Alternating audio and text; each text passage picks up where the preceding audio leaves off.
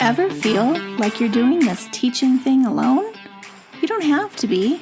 Shared teaching is all about sharing the workload through the power of collaboration and teamwork. Together, we'll walk through all the difficult parts of teaching and learn how to streamline our processes, fine-tune our time management, and develop a more manageable workload. If that sounds like a dream come true to you, then welcome to the Shared Teaching Podcast. Let's share in the teaching to make those dreams a reality. Now here's today's Shared Teaching. Welcome. You're listening to the Shared Teaching Podcast. I'm your host, Susan, and today we are talking about episode number 57, Opinion Anchored Charts. Which ones are going to be essential for your opinion writing unit, especially if you teach second grade like me. Now, before we dive into today's episode, I'm just going to tell you a little bit about my day. It was a typical Tuesday right after a holiday, and unfortunately, my schedule got interrupted last minute, which happens because we have to be flexible as teachers. And we did GATE testing instead of science today. And I'm quite sad because my kids were going to do a really cool investigation. Shout out to Linda Camp with a K. She has amazing science units if you haven't yet heard of her. So to be postponed for another day. But anyway, I got home and I was just so tired. Do you ever have one of those days? I don't know what it is. I'm not staying up super late. And I had to sleep almost 2 hours. And now here it is, 9 o'clock at night. I'm recording this for you so you have it tomorrow morning. And I'm awake now, unfortunately, but a little bit later than I intended to do things. But anyway, let's dive into today's show. So we're talking about essential opinion writing anchored charts. Now, I feel like anchor charts are a must-have in the classroom, and I usually don't have the time to make it cute and Pinteresty, but I do like to project my charts during lessons. So a lot of times I'm quicker on the computer creating something digitally than I am writing it on a poster, especially if I want it to look good and the kids read it because I have horrible handwriting. So I make it digitally. So the opinion writing anchor charts that I'm going to walk you through today are the ones that I've posted in my room during my opinion writing unit, which we're in right now, and the students often reference them frequently. And I just print them on my computer, makes it easy peasy to do, and I hang them up. And there is a trick, if you don't know the trick, if you have a PDF, you can print poster size. I like to take a regular anchor chart 8.5 by 11 piece of paper. I don't know what I'm saying here. And I print it 150% in the printer settings. So you go to file print on your PDF and you can see it'll ask you what type of printing, and you choose poster, and the percentage I put is 150. It prints it on 4 sheets of paper. 100 does 2, I believe. And so 150 gives you 4 sheets. And I feel like that's a really decent, adequate size to display on the front of my whiteboard for the kids to see.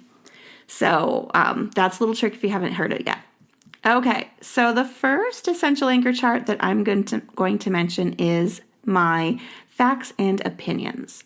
So when I introduce opinion writing, I like to go over what makes an opinion. So for me, that is teaching my students to recognize a fact versus an opinion.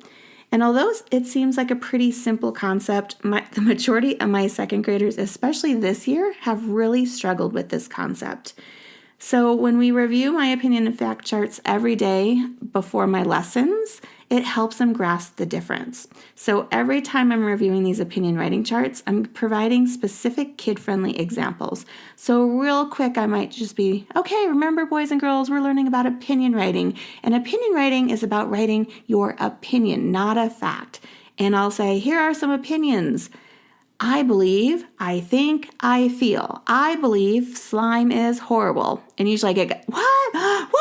Like gas and groans and complaints against me. And then I'll say, I feel there should be longer recess times. I think second grade is the best grade. And those last two, they're usually like, yeah, I think so too. Absolutely, right? And they're agreeing with me. And so the point is that you're just giving them examples. It's guaranteed to get them thinking, get them agreeing, get them disagreeing, but they're joining in on the conversation. So you want to make sure you have some kind of anchor chart displaying the difference of facts and opinions so that when they are writing their opinions, they're very clear on what exactly an opinion is.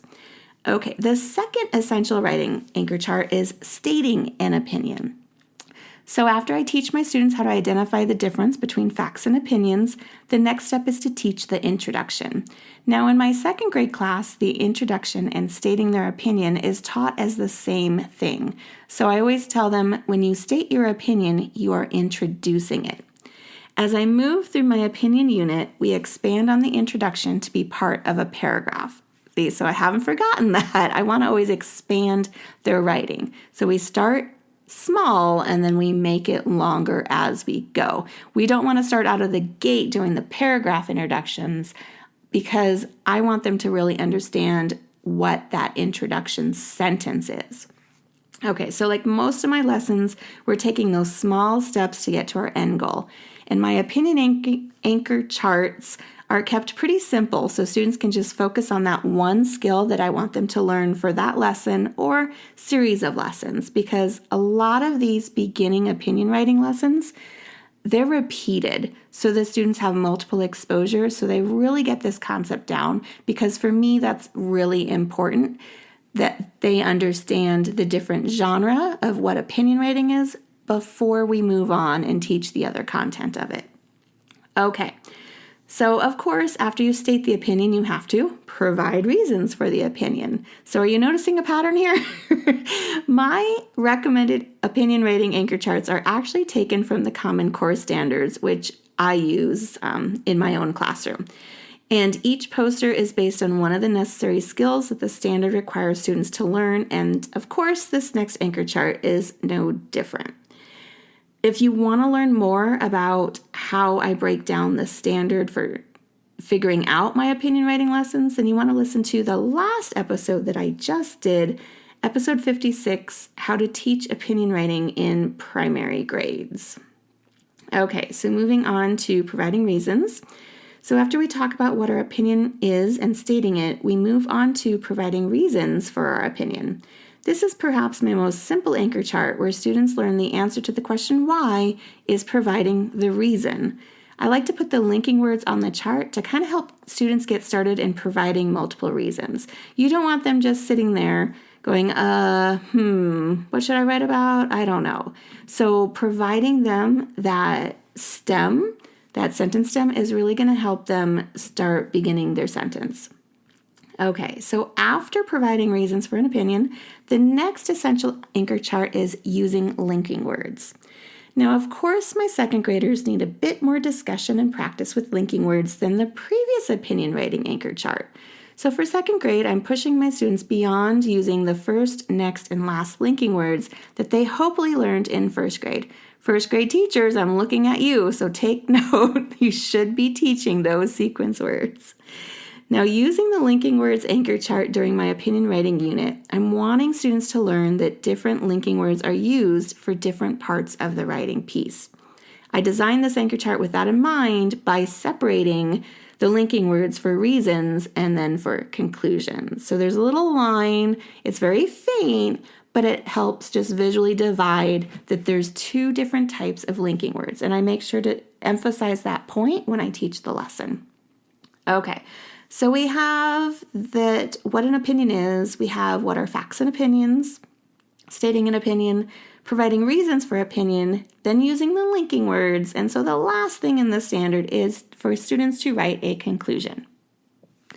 So I actually have a series of anchor charts for conclusions because they can be a very difficult concept for second graders.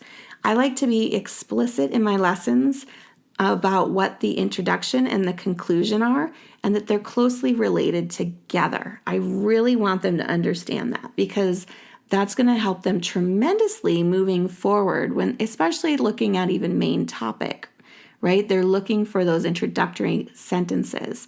So I try to emphasize that in writing because that's going to help them in their reading. Okay, so my initial anchor chart shows students a visual of where they can find a conclusion, right? So I point out that it's at the bottom of that first introductory paragraph. The second anchor chart I introduce references an introductory sentence and a concluding sentence, so they're both on the same page, so I can point out the different word choices between the sentences. I really want students to be able to see that relationship, like I just mentioned, between the two sentences. In fact, we will circle and highlight the common words between those two sentences. So my example today was about best pet. So I think I said something about dogs make the best pets. In conclusions, dogs make awesome pets. And we talked about they both have dogs. They both say pet. That's kind of the same thing, whether I'm talking about whether they're the best or they're awesome, I'm talking about dogs as pets. So they were still a little bit confused, but then the activity for the day after I finished my mini lesson on that particular topic was they had to go back to a previous day where they had written an opinion statement and take that opinion statement and then now turn it into a concluding sentence using similar words but changing that description. Okay, so would you like ready to use opinion rating anchor charts with a full writing curriculum? I'm betting you're saying yes, because I feel like this is a need for many, many teachers. Even within my own building, they don't know what to write. There's no curriculum purchased for us. And that happens a lot with districts. They just, I don't know what it is, but they kind of forget about writing. And they buy all the curriculum for everything else, but there's not a lot of writing curriculum. So I have a writing curriculum. I've had it for 3 years now. I'm so embarrassed. And I've used it. Now this is my third class I'm using it with. And so I am determined this year to push it out into the world and let other people use it because I really love teaching writing. And I really feel like I have fine-tuned this thing and it's never going to be perfect, but it just needs to be out in your hands. So you can be one of the first people to get my second grade, and I'm sorry, but it's only second grade at this time, a second grade opinion writing unit when it's ready, and I'm promising for the end of this January 2023, if you're listening in real time, that's just a couple weeks away. So I am going to upload just a thumbnail and preview in Teachers Pay Teachers, or TPT they're calling it now, and I'm going to start pre-selling it. As soon as you listen to this episode, it should be available in my store to buy, but you cannot download it because it's not in there yet. So I hope you understand that. It's a pre-sell. So I'm selling it before it's finished, but I promise you it is about 90% finished because I've used it with my own class. I have the slides. I just need to type up the teacher lesson plans, and then that baby will be finished. Okay, so the unit includes over 300 teacher slides, and they walk you step by step through all of the mini lessons. Then there are student worksheets that are in print and digital formats, so you can either decide whether you want paper copy or a digital copy. You can assign students in Google Classroom the digital copy for them to use. Or, like I said, right now I'm actually printing packets, but I have used the digital copy with 2 different classes. This is the first class I'm actually using the printable hard copies with, and I feel like it's going really well. So each week I just make their little packet of the lessons that we're doing that week, and they keep the packet in their desk all week long, and when I say it's writing time, they get that packet out. Or you can put it in your writing folder, which I should be doing. Usually I do have writing folders. This year things are a little bit messy, I'll be honest. Okay, and then I'm also having the printable anchor charts, including the ones that you'll see in this post. If you go to sharedteaching.com, you can look for this latest post of an opinion writing anchor charts, and you can see what they actually look like. If you don't want to just refer to the podcast episode, I always have a blog post that has images, and then you can read through the material again if you have a hard time digesting what I'm saying in the podcast. Because I know I have that problem sometimes, and I'm like, I just need to see it in print. So I do offer both formats. Okay, so pre-sale before the end of January, it will be in your downloads on TPT. So you buy it now at a fantastic price, and then you can download it when it's available the end of this month in January. You're going to get those teacher slides. I feel like an infomercial. You're going to get the teacher slides. You'll get the student digital slides. You'll get the student print activities. You'll get the anchor charts, and then you're going to get written out lesson plans for every single day. So super easy to follow. And I do the we do, you do teaching format. So the slides are built in as you go through that day's lesson. You'll see that progression in the slides. And some are very short, 5-minute lessons, 10-minute lessons. The only ones that are longer is if you happen to read a book that goes with it. Okay. So again, you're going to be able to do that from my TPT store, or you can go to this blog post on my website, sharedteaching.com, and you're going to look for the Essential Opinion Writing Anchor Charts post, and it will be under the Literacy tab, and you can check that out and see if you're interested in purchasing it. Okay, so I always love to hear from listeners, so if you are using anchor charts, and I hope you are, and I've missed any that you think are very essential when teaching opinion writing, please share out so more people can learn. It is shared teaching after all, so I do not want to be the only one over here talking to myself. I would like you guys to have some input and collaborate with me as well. So you can always go to Apple Podcast and leave a review and leave a comment about this episode. If something really resonated with you or you want to share about your anchor charts, that is a good place you can put them. So anyone listening to this podcast, also on Apple Podcasts, will be able to see those comments. All right, thank you so much for being a listener, and stay tuned for next week where I'll bring you a whole new episode. Bye for now. If you've loved this show, then join me in sharing the teaching, hitting that subscribe button, and leaving us a review on iTunes, so we can be found by more teachers like you who are ready to start sharing the workload. I hope you've enjoyed this episode. Find new episodes each week on sharedteaching.com. Thanks for listening to the Shared Teaching Podcast.